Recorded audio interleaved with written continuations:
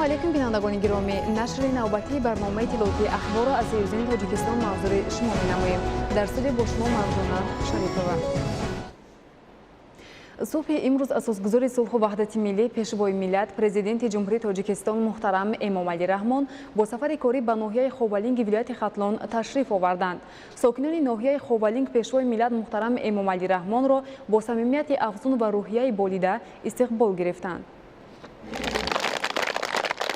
صبح روز 7 اوگوست سال 2019 اساسگذار صلح و وحدت ملی پیشوای ملت پرزیدنت جمهوری تاجیکستان محترم امام علی رحمان با سفر کاری و جهت افتتاح یک قطار انشاءات مهم ملاقات با ساکنان و شناسایی از روند کارهای سازندگی و بنیادکاری به استقبال 30 سالگی استقلالیت دولتی جمهوری تاجیکستان به ناحیه خوالینگ ولایت خطلون تشریف آوردند. ساکنان سربلند ناحیه خوالینگ پیشوای ملت محترم امام علی رحمان را با صمیمیت افزون و روحیه بالیده استقبال گرفتند.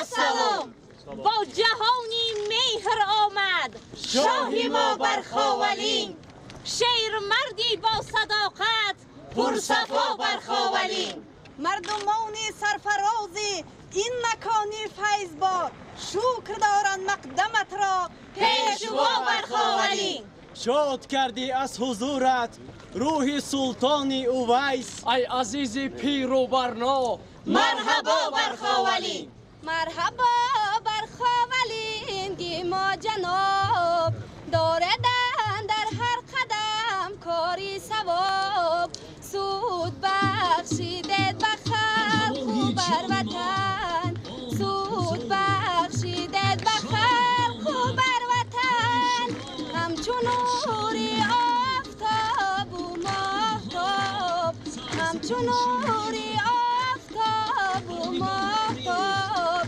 مرحبا بر خوالینگ ما جناب، داردن در هر قدم کاری ثواب، مرحبا بر خوالینگ ما جناب، داردن در هر قدم کاری ثواب.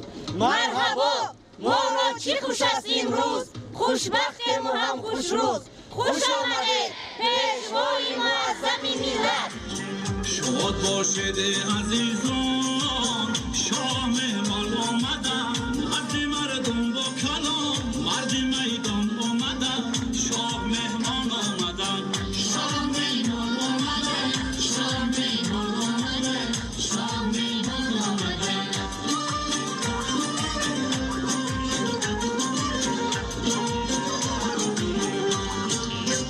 با کدومی پیشوا امیرها بنیاد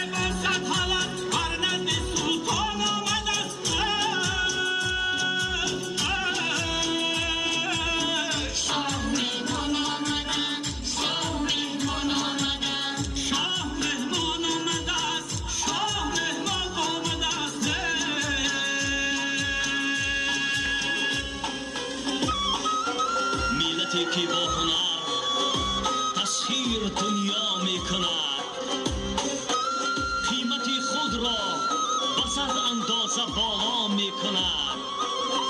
زرگر و بافنده و سازنده و صاحب دل است. تاجیکم با این بزرگی دست بالا می کند.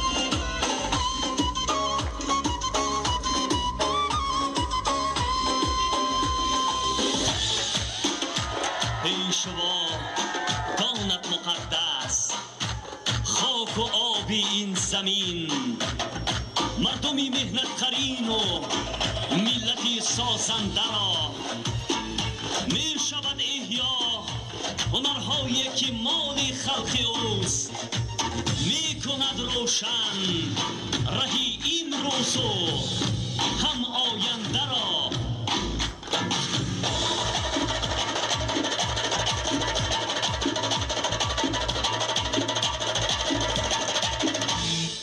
ناحیه خاولینگ دارای تاریخی بوی رنگین بوده. در دوران استقلالیت دولتی با دستگیری و توجه پیوسته پرزیدنت مملکت رشد نموده. سیمای ناحیه در دایره آمادگی ها به استقبال 30 سالگی استقلالیت دولتی جمهوری تاجیکستان کاملا دگرگون گردیده است. اساسگزار صلح و وحدت ملی پیشوای ملت پرزیدنت جمهوری تاجیکستان محترم امامعلی رحمان در ناحیه خاولینگ نخست مؤسسه تأسیس میانه عمومی رقم 4 را در دهه لاهوتی ناحیه مورد بهره برداری قرار دادند. مؤسسه مذکور در دایره اقدام‌های سازنده و پشتیبانی از سیاست بنیادکارانه پرزیدنت مملکت محترم امامعلی رحمان با استقبال جشن عمومی ملی 30 سالگی استقلالیت دولتی جمهوری تاجیکستان موافق با طلبات زمان معاصر بنیاد کرده شده است. اثنای شناسایی رهبر دولت از شرایط این درگاه علم و معرفت اطلاع داده شد که مؤسسه تعلیمی از 13 سیمخانه عبارت بوده برای 920 خواننده در 2 بست پیش بینی گردیده است. پیشوای ملت محترم امامعلی رحمان با خوانندگان این درگاه علم و معرفت صحبت آزاد و صمیمی انجام داده ابراز داشتند که رهبریت عالی دولت و حکومت مملکت در سالهای استقلالیت دولتی بهر فراهم آوردن شرایط مساعد تعلیمی برای نسل آینده ساز ملت تدبیرهای مؤثر را عملی نموده در این سمت نتیجه های نظررس به دست آورده است. مؤسسه تأسیس میانه عمومی رقم 4 دهه لاهوتی از 2 آشونه عبارت بوده در برابر سیمخانه‌های کامپیوتری، شیمیا، بیولوژیا و فیزیک همچنین دارای تالار برهوای ورزشی با معاصرترین لوازمات مشق و تمرین و آب و تاب بدن برای خوانندگان، تالار با 200 جای نشست برای برگزاری چهاربینی‌های گوناگون مکتبی، محفل‌های فرهنگی و دیگر جمعیت‌ها و آشخانه با 60 جای نشست میباشد. کارهای ساختمانی مؤسسه تأسیسات میانه عمومی ماه سپتامبر سال 2018 آغاز گردیده در رفت آن بیش از 90 نفر از متخصصان محلی با جای کار و معاش خوب تامین بودند.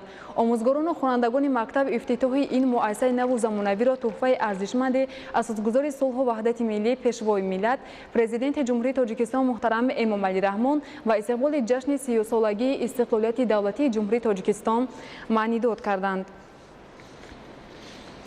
در دوره سفر کاری در ناحیه خاولینگ ولایت خطلون اساسگزار صلح و وحدت ملی پیشوای ملت پرزیدنت جمهوری تاجیکستان محترم امامعلی رحمان در دهه لاهوتی مرکز خدمت رسانی را که در مساحت 150 متر مربع بنیاد کرده شده است مورد استفاده قرار دادند.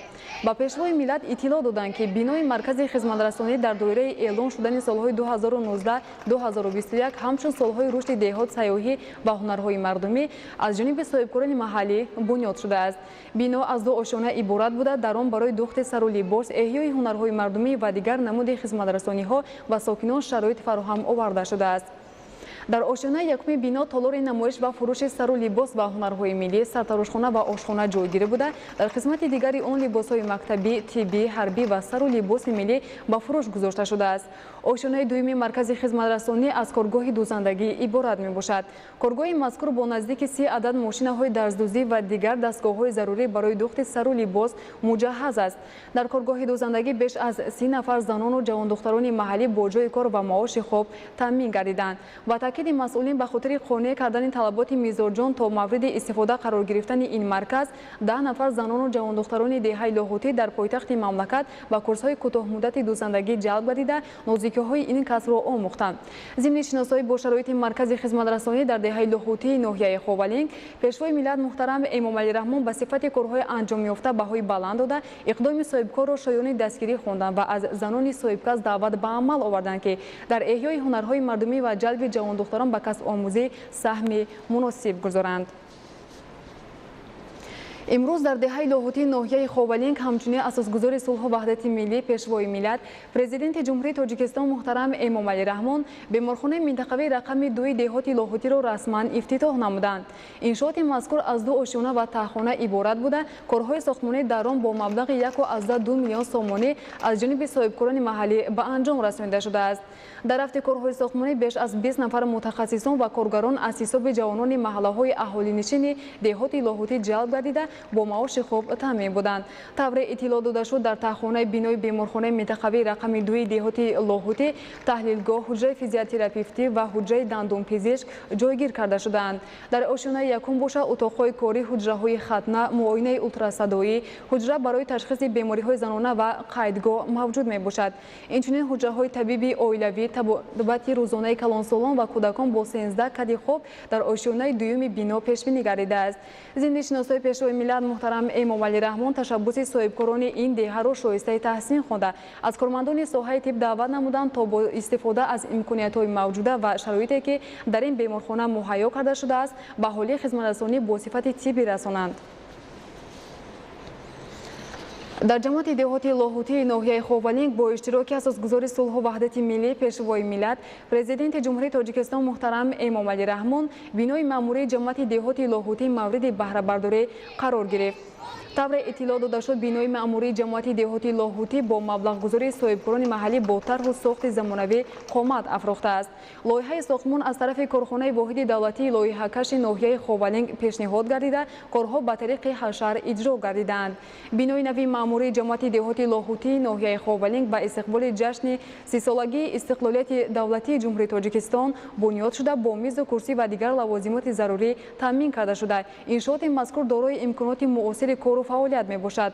маврид ба зикри хос аст ки иншооти мазкур аз 2 ошиёна иборат аст ва шароити хуби кориро ба кормандони ҷамоати деҳоти лоҳутӣ фароҳам меорад. дар ошиёнаи якум утоқҳои корӣ ва дар қабати дуюм маҷлисгоҳ бо 50 ҷои нишаст ва дигар иншооти ёрирасон ҷойгир карда шудааст. пешвои миллат муҳтарам Эмомалӣ Раҳмон аснои бозид аз ҳуҷраҳои корӣ ба сифати корҳои сохтмонӣ баҳои баланд дода барои боз ҳам хубтар ба роҳ мондани фаъолияти хизматрасонӣ ба сокинон дастуру ҳидоятҳои мушаххас доданд.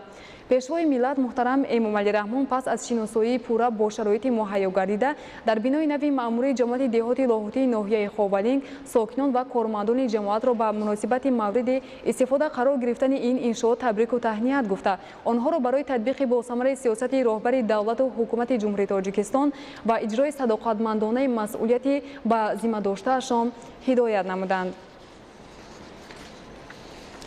имрӯз ҳамчунин асосгузори сулҳу ваҳдати миллӣ пешвои миллат президенти ҷумҳурии Тоҷикистон муҳтарам Эмомалӣ Раҳмон дар ноҳияи Ховалинг аз намоиши маҳсулоти кишоварзӣ дидан намуда бо ҷараёни парвариши зироат дар кооперативи тиҷоратии Суруш 1 дар деҳаи Доробии деҳоти Ҷонбахт шинос шуданд. дар намоишгоҳи маҳсулоти кишоварзӣ натиҷаи меҳнати сокинон, хоҷагиҳои деҳқонӣ ва дигар заҳматкашони ноҳияи Ховалинг ба таври густурда муаррифӣ карда шуд. зимни бозиди пешвои миллат муҳтарам Эмомалӣ Раҳмон аз намоишгоҳ зикр шуд ки таъмини амнияти озуқаворӣ яке аз 4 ҳадафи стратегии давлату ҳукумати Тоҷикистон маҳсуб ёфта, саҳми заҳматкашони ноҳияи Ховалинг нез дар роҳи расидан ба ин ҳадафи олӣ назаррас мебошад. اطلاع داده شد که در ناحیه خوالینگ در 6 ماه سال روان در همه شکل‌های خوجگیداری در حجم 16577 از 3000 سومانی محصول کشاورزی استحصال گردیده است که در مقایسه با همین دوره سال گذشته 4% زیاد میباشد. در نمایشگاه کشاورزان ناحیه نمونه‌ها از محصولات گوناگون استحصالی را که از میدان‌های کشتزاری این منطقه دلفریب بود دارای طبیعت ناتکرار دیار گردآوری گردیده است به معرض گذاشتم. اثنای بازدید پرزیدنت مملکت محترم امامعلی رحمان از دسترنج کشاورزان ناحیه خوالینگ ذکر گردید که محنتکشان ناحیه سال روان 751 تن کارتوشکا، 146 تن سبزیجات، 302 تن گوشت، 1709 تن شیر، 2.6 تن پیله، زیاده از 7276 تن خوراک درشت چاروا به دست آوردند و جمع‌آوری حاصل فعلا نیز ادامه دارد. هنگام بازدید سرور دولت محترم امامعلی رحمان از دسترنج زنبور عسل پروران ذکر گردید که شماره اویله‌های زنبور عسل در ناحیه به 4143 عدد می‌رسد و همساله تا 60 تن عسل خوش‌صفت استحصال می‌گردد. سال روان زنبور عسل پروران 35 تن عسل به دست آوردند و نیت دارند که با گردآوری پوره محصولات این نشانداد را تا به 70 تن رسانند. پیشوای ملت ضمن بازدید از گوشه چاروای خورشزاد در این نمایشگاه با توجه خاصه به پرورش چاروای خورشزاد خرد و کلان دستور دادند که سرشمار ذات‌های منفعت آور افزون و پرورش آن در ناحیه وسیع به راه مانده شود. ضمن بازدید پرزیدنت جمهوری تاجیکستان محترم امامعلی رحمان از کوپراتیو تجارتی سروش یکی ناحیه خوالینگ اطلاع داده شد که خواجگی سال 1994 در میدان 5 گکتار زمین تأسیس یافته فعلا دارای 21 گکتار زمین می باشد. از میدان عمومی زمین‌های کوپراتیو 10 گکتارش را آبی، 9 گکتار لالمی و 2 گکتار دیگر را چراگاه در بر میگیرد. زحمتکشان کوپراتیو تجارتی سروش یکی ناحیه خوالینگ اصلا به زراعتکاری و باغپروری مشغول بوده. سال روان در میدان 5 گکتار کارتوشکا کش کردند که فعلا نشأه‌نمای خوب دارد و امید است که تا 300 سنتنری حاصل به دست آورده شود. سرور دولت محترم امامعلی رحمان از نوع بازدید از رفت پرورش سبزیجات گوناگون در این کوپراتیو جهت استفاده پرثمر زمین، کشت و پرورش زراعتی با آب و اقلیم ناحیه موافق و انتخاب تخم‌های سرحاصل به خوجگیداران دستور و مصلحت‌های سودمند دادند. ذکر گردید که محنتکشان این کوپراتیو در کشت و پرورش دیگر نوع زراعت از جمله گندم، پیاز، زراعت‌های تکنیکی، پولزی و باغپروری نیز تجربه خوب دارد. در کوپراتیو زیاده از 10 نفر با جای کار تامین میباشد. رهبر دولت ضمن بازدید از نمایشگاه کشاورزی و شناسایی با رفت کشت و پرورش سبزیجات در کوپراتیو تجارتی سروش یکی ناحیه خوالینگ مسئولین را جهت بازم بالا بردن حجم استحصال محصولات کشاورزی و استفاده پرثمر و مقصدناک زمین‌های کارم وظیفه دار نمودند. در مرکز ناحیه خوالینگ با اشتراک اساسگزار صلح و وحدت ملی پیشوای ملت پرزیدنت جمهوری تاجیکستان محترم امامعلی رحمان میدانچه ورزشی مورد استفاده قرار داده شد. این انشاءات ورزشی در مرکز ناحیه تنها برای بازی فوتبال پیش بینی گردیده دارای بهترین شرایط برای این نمود بازی می باشد. اساسگزار صلح و وحدت ملی پیشوای ملت پرزیدنت جمهوری تاجیکستان محترم امامعلی رحمان در مرکز ناحیه خوالینگ ولایت خطلون اینچنین میدانچه خردی ورزشی را که در مساحت 800 متر مربع بنیاد یافته است مورد استفاده قرار دادند. طور اطلاع داده شد انشاءات مذکور از جانب فدراسیون فوتبال تاجیکستان با افتخار جشن 30 سالگی استقلالیت دولتی جمهوری تاجیکستان با جلب زیاده از 20 نفر ساختمانچیان محلی ساخته شده است. انشاءات ورزشی در مرکز ناحیه برای بازی فوتبال پیش بینی گردیده دارای بهترین شرایط برای این بازی می باشد. میدانچه‌های خرد فوتبال به خاطر تشکل طرز حیات سالم عمومی گردیدن ورزش و پیش از همه دریافت چهره‌های نو در رشته فوتبال که در جمهوری تاجیکستان سال تا سال رشد کرده ایستاده است نقش بقایت مهم دارد. ما جوانان و ورزشکاران ولایت خطلون از چنین یک تحفه ارزشمند پیشوای معظم ملت خیلی روح بلند گردیده کوشش میکنیم که جهت استوار نگاه داشتن سیاست امروزه پیشوای معظم ملت و در عمل تطبیق نمودن دستور و هدایت‌های رهبریت عالی سیاسی کشور تمام نیروی خود را روانه نماییم. میدانچه خردی بازی فوتبال در ناحیه خوالینگ با طرز زیبا و زمانوی و جوابگو به طلبات‌های ساختمانی بنیاد کرده شده در آن 35 عدد تجهیزات خرد و بزرگ روشندهی نصب کرده شده است. علاوه بر این برای زیبایی گرد و اطراف انشاءات مذکور درختان آرایشی و سایه افکن و در مساحت 60 متر مربع گل‌های زیبای موسمی شناخته شده است. ما بسیار خرسند هستیم که امروز در ناحیه خوالینگ میدانچه ورزشی ساخته به استفاده شده است. ما میانه‌داری خود را به پیشوای معظم ملت محترم امام علی رحمان میرسانیم.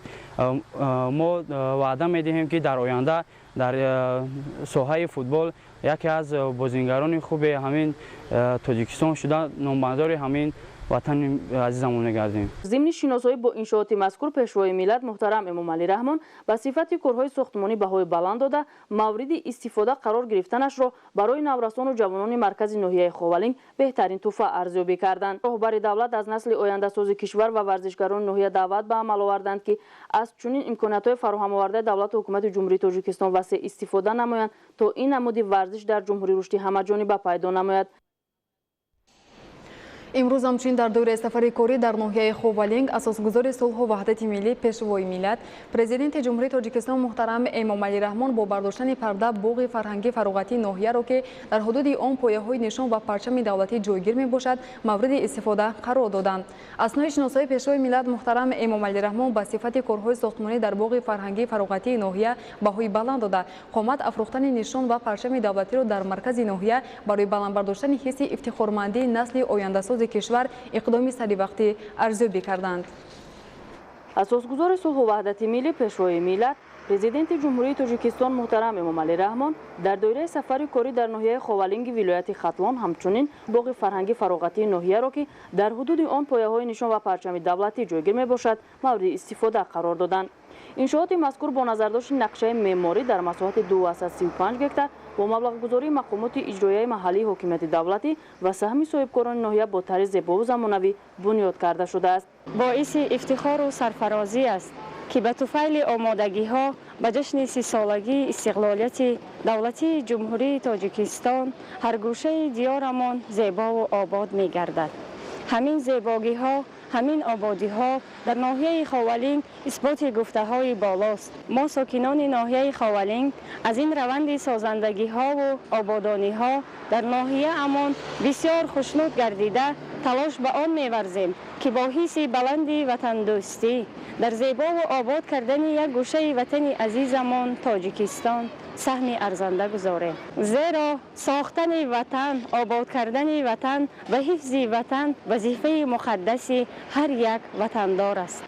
خوالینگ باستانی که تاریخ بیش از 850,000 ساله دارد از قدیم و ایام آغوش خود را همچون دیاری سیاحی و تاریخی همچون دیاری که بود هوای فراهم دارد و کلی سیاحان جهان شده است و در درازای تاریخ همچون موضع زیبا منظر یادرس می شوند. امروز با ابتکار اساسگذار صلح و وحدت ملی پیشوای معظم ملت محترم امام علی رحمان در مرکز ناحیه خوالینگ باغ فرهنگی و فراغتی شده به استفاده داده شد و ما همراه عائله‌های خود فرزندان خود امکانیت پیدا میکنیم که آماده در شامگاه همچون موضع سیاحی استراحتی در اینجا استراحت و فراغت نمود. با تاکید مسئولین کارهای ساختمانی را در انشاءات مذکور جمعیت سهامی کشوده اسپیس تکنیکا طی قریب 1 سال با جلب بیش از 60 متخصص و ساختمانچیان محلی به انجام رسانیده است. دوره به پیشوای ملت محترم امام علی رحمان اطلاع دادند باغ فرهنگی فراغتی با نظرداشت نشان و پرچم دولتی با مبلغ 1.5 میلیون سومانی در مرکز ناحیه خوالینگ بنیاد گردیده برابر مورد استفاده قرار گرفتنش به حسن ناحیه زیبایی دیگری را ضمن نموده است. امروز شادی ما ساکنان ناحیه خوالینگ را حد و کنار نیست، زیرا امروز با تشریف پیشوای ملت محترم امام علی رحمان در ناحیه امان چندین انشاءات‌های تعییناتش گوناگون ساخته به استفاده داده شدند. در این برابر با مورد استفاده قرار دادن انشاءات‌های حیاتاً مهم برای مردم این چنین حسن ناحیه امان باز زیباتر گردید. وقتی که طریق تلویزیون باغ‌های فرهنگی و فراغتی پایتخت عزیزمان شهر دوشنبه را می‌دیدیم آرزو می‌کردیم که یک روز در ناحیه ما چنین مکان‌های زیبا برای استراحت ساخته شوند. شکر پیشوای ملت که این آرزوی ما در پی سیاست سازنده دولت و حکومت جمهوری عملی گشت. بسیار خرسند هستم. از تحت دل منتداری خود را به اساسگذار صلح و وحدت ملی پیشوای ملت محترم امام علی رحمان میرسانم. همین گونه در این مکان زیبا و آباد پیشوای ملت محترم امام علی رحمان نشان دولتی جمهوری تاجیکستان را که با بلندی 24 متر قامت افراخته است مورد استفاده قرار دادند. нишони давлатӣ бо назардошти эҳтиром ба муқаддасоти миллӣ ва арш гузоштан бар рамзҳои давлатӣ бунёд гардидааст. мо сокинони ноҳияи Ховалинг бисёр хурсанд ҳастем ки бо талоши созандагии асосгузори сулҳу ваҳдати миллӣ муҳтарам президентамон Эмомалӣ Раҳмон дар маркази ноҳия як боғи зебои хушманзараеро бунёд карданд ки дар арафаи 30-солагии истиқлолияти ҷумҳурии Тоҷикистон мавриди истифода қарор дода шуд. Бинобар ин мо бо эҳсоси хурсандӣ миннатдории худро ба асосгузори сулҳу ваҳдати миллӣ баён мекунем. мо аз ин тӯҳфаи сардори давлатамон рӯҳи илҳоми тоза гирифта дар зери сиёсати хиратмандонаи ӯ давлатамонро ва ноҳиямонро обод мекунем. асосгузори сулҳу ваҳдати миллӣ пешвои миллат президенти ҷумҳурии Тоҷикистон муҳтарам Эмомалӣ Раҳмон зимни боздид аз боғи мазкур дар шафати нишони давлатӣ парчами давлатии ҷумҳурии Тоҷикистонро ки бо баландии 53 метр қомат афрохтааст ба истифода доданд. Ба иттилои масъулин паҳнои парчами давлатӣ 7 ва дарозиаш ба 14 метр баробар аст. аснои шиносои пешвои миллат муҳтарам Эмомалӣ Раҳмон ба сифати корҳои сохтмонӣ дар боғи фарҳангӣ фароғати ноҳия баҳои баланд дода қомат афрохтани нишон ва парчами давлатиро дар маркази ноҳия барои баланд бардоштани ҳисси ифтихормандии насли ояндасози кишвар иқдоми саривақтӣ арзёбӣ карданд. лозим ба таъкид аст ки боғи фарҳангӣ фароғати ноҳияи Ховалинг бо ҷойгиркунии пояҳои нишон ва парчами давлатӣ ба истиқболи ҷашни 30-солагии истиқлолияти давлати ҷумҳурии Тоҷикистон сохта мавриди истифода қарор дода шудааст. имрӯз диёри Ховалинг ва мардуми онро як рӯҳияи созандагии бунёдкорӣ фаро гирифтааст. вақте кас аз хона мебарояд ба рафти корҳои сохтмонӣ ва бунёдкорӣ назар меандозад, ӯро як ҳиссиёти гуворо фаро мегирад. дар қатори дигар воҳидҳои ҷашнӣ дар ноҳия майдони парчам ва нишони давлатӣ барпо карда шуд, сохта ба истифода дода шуд. мардуми диёр имрӯз имкон дорад ки бо фарзандонашон дар ин гулгаштҳои зебо сайру гашт намуда фароғат намоянд. мо аз бунёди чунин воҳидҳои ҷашнӣ ки барои мо мардуми Ховалинг бунёд карда шуданд хеле қаноатманду миннатдор ҳастем. аз фурсати муносиб истифода бурда барои бунёди чунин гулгашти зебо миннатдории худ ва мардуми диёрро ба пешвои миллат муҳтарам ҷаноби олӣ Эмомалӣ Раҳмон ва онҳое ки дар бунёди ин гулгашт сами арзандаи худро гузоштанд мерасонам. дар боғи мазкур ба хотири истироҳату фароғати сокинон ва меҳмонони ноҳия 58 адад чароғакҳои равшандиҳанда, 1 адад фаввора, айвон, 30 курсӣ барои нишасти истироҳаткунандагон, 3 адад туннелҳои бо чароғакҳои ранга муҷаҳҳаз гардонида шуда, инчунин 500 адад обпӯшакҳо барои сабзу хурам гардонидани майдони иншоот насб карда шудааст.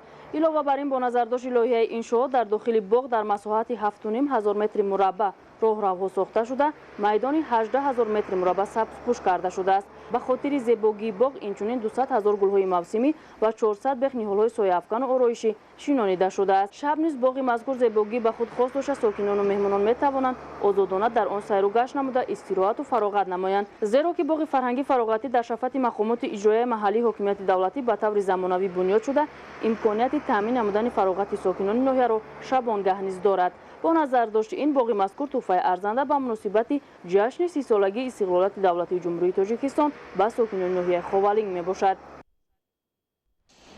اساسگذار صلح و وحدت ملی پیشوای ملت پرزیدنت جمهوری تاجیکستان محترم امامعلی رحمان همچنین در مرکز ناحیه خوالینگ بینای نوی مرکز جوانان را که در مساحت عمومی 1200 متر مربع که با طرح خیلی زیبا ساخته شده است با برداشتن پرده از بالای لوحه افتتاح نمودند. کارهای ساختمانی در انشاءات مذکور ماه می سال 2018 آغاز گردیده از جانب جمعیت دارای مسئولیت محدود قدرتی ناحیه دنقره با صفت بلند و جوابگو به معیارهای معاصر و صنعت خاص معماری ملی به انجام رسانده شدند. پرزیدنت مملکت محترم امامعلی رحمان با کارهای انجام یافته بهای بلند داده برای مقصدناک استفاده نمودن انشاءات نوبنیاد به مسئولین دستور و هدایت‌های سودمند دادند. بنای مذکور از دو آشیانه و تهخانه عبارت بوده. در قبط یکم آن بخش آموزش زبان‌های خارجی از جمله زبان روسی و انگلیسی، تکنولوژی اینفورماسیونی و مجلسگاه برای 50 جای نشست موجود میباشد. شرایط فراهم گردیده در انشاءات نو در سمت جلب جوانان ناحیه با زبان آموزی از خود نمودن نوزگی‌های های تکنولوژی معاصر و برگزاری چوره‌بینی‌های گوناگون مساعدت فعال خواهد کرد. در آشیانه دوم بینا باشد اتاق‌های کاری، نقطه خدمترسانی، بخش‌های آموزش هنرهای مردمی و کتابخانه مهیا میباشد. در تاخانه مرکز جوانان آشخانه، کاشانه حسن، سرتراشخانه، زرگری و دیگر نقطه‌های خدمترسانی براه مانده شده است. افتتاح چنین بینای خوش‌طرح و زمانوی در مرکز ناحیه خوابالینگ مشکلات قبلی جوانان را رفع نموده برای فعالیت پرثمر آنها زمینه می‌گذارد. در مرکز نبنیاد امکانات‌های فراهم آورده شده است که شهادت غمخوری‌های پیوسته دولت و حکومت جمهوری تاجیکستان نسبت به جوانان میباشد. پیشوای ملت محترم امام علی رحمان از مسئولین دعوت به عمل آوردند که با استفاده از چنین شرایط خوب و ارزنده جوانان را در روحیه خودشناسی و خودآگاهی و وطن‌دوستی و خویشتن‌شناسی تربیت نمایند تا که آنها در آینده موقع سزاوار خود را در جامعه پیدا نموده در تحکیم ارکان دولتداری، استقلالیت دولتی و رشد و پیشرفت وطن عزیز سهم گذارند. اساسگزار صلح و وحدت ملی پیشوای ملت پرزیدنت جمهوری تاجیکستان محترم امام علی رحمان در ناحیه خوابالینگ از نمایش هنرهای مردمی و سیاحی بازدید به عمل آوردند. در نمایشگاه گوشه امکانات‌های سیاحی ناحیه خوابالینگ خریطه خط‌سیر سیاحی آن بخشیده به سالهای رشد دهات سیاحی و هنرهای مردمی معرفی گردید. اینچنین در نمایشگاه لایحه کنسپسیای رشد سیاحی ناحیه برای سالهای 2019-2025 از جمله اکوتوریسم در خوابالینگ تهیه شده است که در آن معلومات عاید به موضوعهای تاریخی و طبیعت دلانگیز این ناحیه جای داده شده است. خوابالینگ که مرکز سیاحی و یکی از گوشه‌های باستانی و زیبای طبیعت تاجیکستان است، بایگری‌های طبیعی و تاریخی و فرهنگی آن در نمایشگاه مذکور به طور وسیع معرفی گردید. مورد ذکر است که در ناحیه خوابالینگ کسب و هنرهای زیادی مردمی از قبیل زرگری، آهنگری، چرمگری، دوتارتراشی، طبق تراشی، قمچین بافی، نمد بافی، سبد بافی، رفیده دوزی، چکندوزی، زردوزی، جوراب بافی، قالین بافی احیا و گسترش یافته است که نمونه‌های محصول دسترنج مردم آن در هر گوشه نمایشگاه به تماشا گذاشته شده بود. در این چوره‌بینی همچنین از جانب کدبانوهای ناحیه ده‌ها نوع نان‌های ملی از جمله چپاتی، فطیر، کلچه، قلمه، گردچه، آرزوق، چکلدک، طعام‌های ملی از قبیل اوموج، شیرکدو، شکراب، قروتاب، شوله، شیربرنج با مهارت ناتکرار و هنر والای ملی آماده و در این نمایشگاه پیشکش گردید.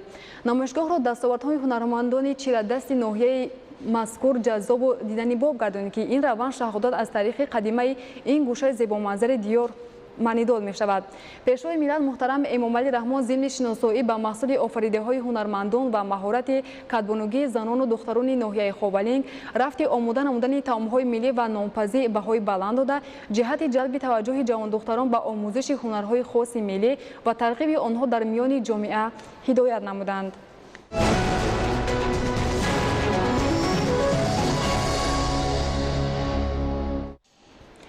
در ادامه سفر کاری اساسگزار صلح و وحدت ملی پیشوای ملت پرزیدنت جمهوری تاجیکستان محترم امام علی رحمان بینای نو و زمانوی شعبه‌های جراحی و کودکانه بیمارخانه مرکزی ناحیه خوابالینگ را مورد استفاده قرار دادند. بینای نوی تندرستی در ناحیه خوابالینگ از دو آشیانه عبارت بوده دارای 40 کت خواب و حجره‌های مجهز با دستگاه‌های معاصر طبی میباشد. سرور دولت محترم به امام علی رحمان از شعبه‌های جراحی و کودکانه بیمارخانه مرکزی ناحیه خوابالینگ دیدن نموده با شرایط معاصر مهیا گردیده در آنها از نزدیک شناس شدند. اطلاع داده شد که کارهای ساختمانی در این انشاءات از جانب کوپراتیو استحصالی تجارتی نگین سلیمان انجام داده شده. در جریان کارهای ساختمانی 50 نفر ساکنان محلی با جای کار و معاش خوب تامین بودند.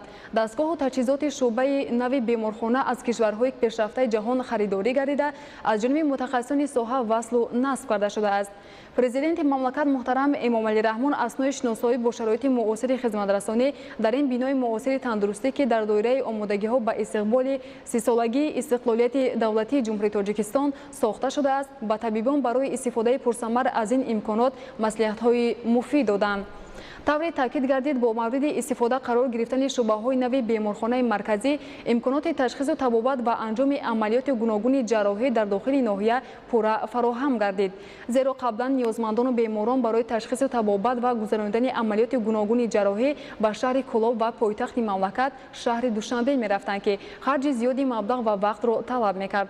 اکنون با مورد استفاده قرار گرفتن شعبه‌های نو بیمارخانه مرکزی مشکل اهالی نزدیک 60,000 نفره ناحیه ноҳияи ховалинг ҳалли худро пайдо намуд.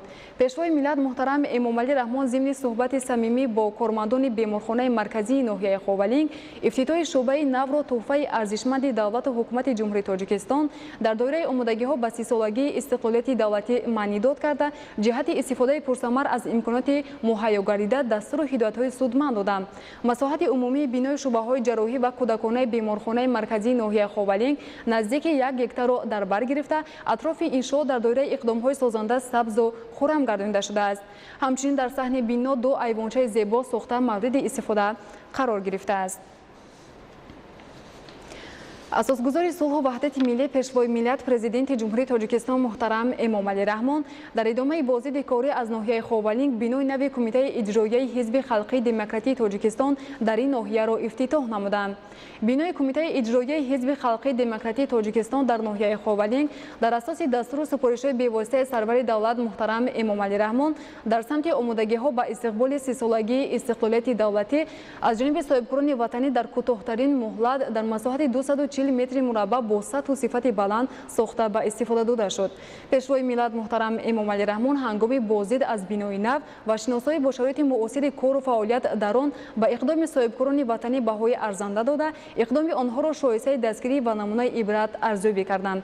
бинои хуштарҳу замонавии кумитаи иҷроияи ҳизби халқии демократии Тоҷикистон дар ноҳияи ховалинг бо тамоми таҷҳизоти кору фаъолият аз ҷумла технологияи муосир таъмин мебошад ва аз 5 утоқи корӣ ва ҳуҷраҳои ёрирасон иборат است. در رفت کارهای ساختمانی در انشاءات 44 نفر ساکن محلی با شغل و معاش خوب تامین بودند. انشاءات از 2 آشیانه عبارت بوده. در قبط یکم آن مجلسگاه و اتاق کاری و در آشیانه دوم 4 اتاق کاری برای کارمندان جایگیر کرده شده است. با راهبر دولت اطلاع داده شد که اکثر کارمندان کمیته اجرایی حزب خلقی دموکراتی تاجیکستان در ناحیه خوالینگ را جوانان تشکیل می‌دهد و آنها از تکنولوژی و علم‌های معاصر به خوبی برخوردارند. در سه شعبه کمیته اجرایی حزب خلقی دموکراتی تاجیکستان در ناحیه خوالینگ جوانان لیاقتمند کار می‌کنند و آنها در ترغیب و تشویق سیاست سازنده دولت و حکومت تاجیکستان در این ناحیه پیوسته در تلاشند. پرزیدنت مملکت محترم امامعلی رحمان پس از شناسایی پوره با رفت کار و فعالیت و امکانات معاصر در بینای نوی کمیته اجرایی حزب خلقی دموکراتی تاجیکستان در ناحیه خوالینگ با صفت کارهای انجام یافته بهای بلند داده کارمندان را به خدمت صادقانه و صافدلانه به نفع دولت و ملت تاجیک هدایت نمودند. در همین جا پیشوای ملت محترم امامعلی رحمان با کارمندان حزب در ناحیه خوالینگ یک عدد نقشیات سبکروی زمانوی تحفه نموده انشاءالله را بار دیگر برای آنها تبریک و تهنیت گفتند.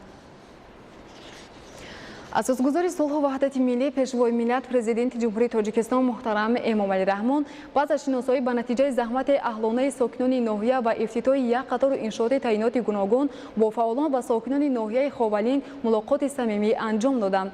در آغاز ملاقات پیشوای ملت محترم امامعلی رحمان ساکنان ناحیه را با فرارسی جشن فرخنده 28 سالگی استقلالیت دولتی جمهوری تاجیکستان و افتتاح یک قطار انشاءات نوی مأموری و خدمترسانی تبریک و تهنیت گفته ابراز که افتتاح انشاءات مهم در مرکز و دهات ناحیه نشانه از تطبیق عملی دستور سپارش‌های رهبریت عالی دولت و حکومت جمهوری تاجیکستان میباشد. اظهار باوری کرده شد که ساکنان باننگ و ناموس ناحیه خوالینگ در آینده نیز در تطبیق سیاست سازنده و بنیادکارانه دولت و حکومت مملکت با نیروی تازه و غیرت دوچند اشتراک نموده برای استقبال سزاوار جشن 30 سالگی استقلالیت دولتی جمهوری تاجیکستان با حس بلند وطندوستی زحمت میکشند. سرور دولت محترم امامعلی رحمان برای بهتر گرداندن نشان دهنده‌های رشد اقتصادی و اجتماعی ناحیه خوالینگ با رهبریت وزارت اداره‌های داخلدار مقامات اجرایی محلی حکومت دولتی ولایت و ناحیه دستور سپارش‌های مشخص دادند. ساکنان زحمت‌قرین ناحیه در ملاقات با پیشوای ملت محترم امامعلی رحمان اظهار داشتند که در دوره دستور سپارش‌ها و توجه و دستگیری‌های پیوسته رهبریت عالی دولت و حکومت جمهوری تاجیکستان منبع نیز بهره آبادی و پیشرفت بیشتر ناحیه زحمت می‌کشند. بینندگان گرامی نشر نوبتی برنامه اطلاعاتی اخبار خاتمه می‌یابد. خیر تا نشریه بعدی.